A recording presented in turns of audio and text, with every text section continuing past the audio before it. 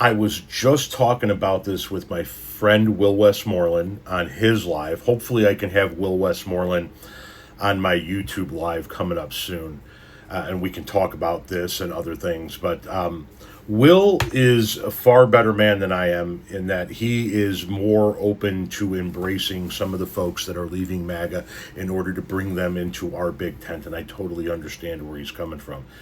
And my anger towards what has been done to this country, this society, and my family is too much for me to open my arms and be sympathetic to them. And like I said, Will and I are going to have more conversations about that. Great guy, great guy. And then this morning I come across this video.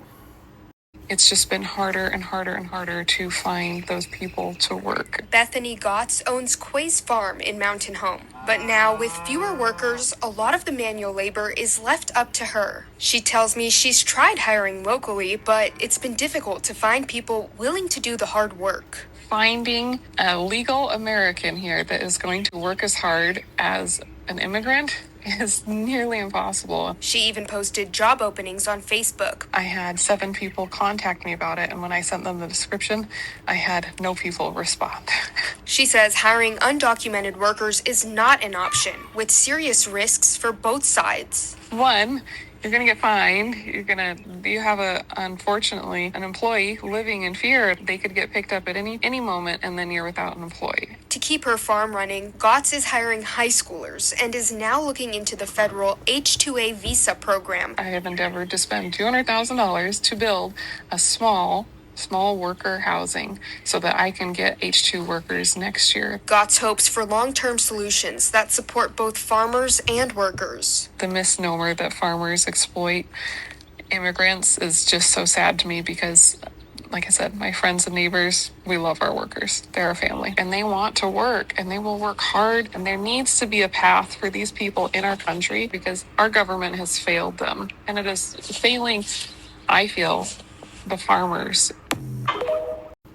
Now, she's in Idaho, and I don't know how she specifically voted, but Idaho went for Trump by almost 67%. 605,000 votes to 275,000 votes. It sounds to me like a whole bunch of Idaho farmers are getting the day they voted for. If you want a path to help farmers in Idaho and migrant workers in Idaho, then you got to vote differently. The state's got to stop voting for people like Donald Trump and other Republican candidates.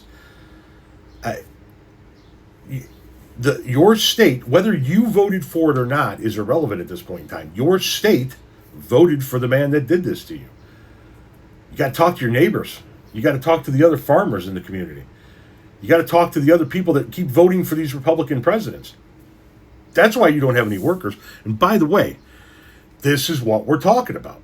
You can't get people in the United States of America to do these jobs. I know I was in landscaping for 26 years. We couldn't get American-born workers to do the job. And that's just fucking landscaping. That's not doing what she's doing. We're talking about mowing lawns and trimming bushes and laying sod and doing retaining walls. Couldn't get American-born workers to do the job. It's not an option. But I live in Illinois, where we don't do that kind of shit. We don't vote for Republicans like that on the presidential level.